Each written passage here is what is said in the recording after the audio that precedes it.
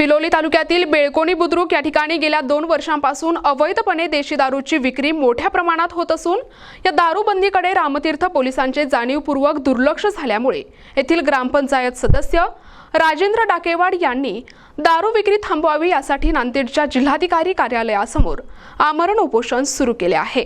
तालुक्यातील बेळकोणी बुद्रुक या ठिकाणी एक तरुण तंटामुक्त अध्यक्ष असतानाच दारू विक्री सुरू केली असून या दारूमुळे नवतरुणांसह अनेकांचे संसार उद्ध्वस्त होताना दिसून येत आहेत।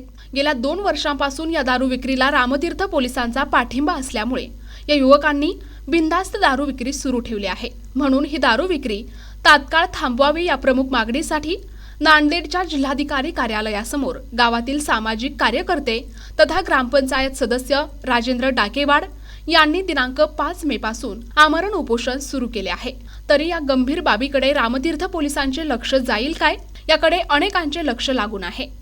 म्हणणं एकच आहे, 2 वर्षापासून गावात तंटामुक्ती अध्यक्षाचा पदभार स्वीकारून खुल्लेआम पद्धतीने दारू विक्री करू शकतो।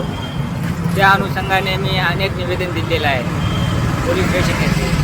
त्यानंतर त्यांच्याकडून काही कारवाई केली असेल, पण कारवाई कशी केली, तुम्ही रडल्यासारखं करा, मी मारल्यासारखं करतो, हा उद्देश असल्यामुळे हा व्यक्ती 2 वर्षापासून विकण्यामध्ये मजबूत झालेला आहे।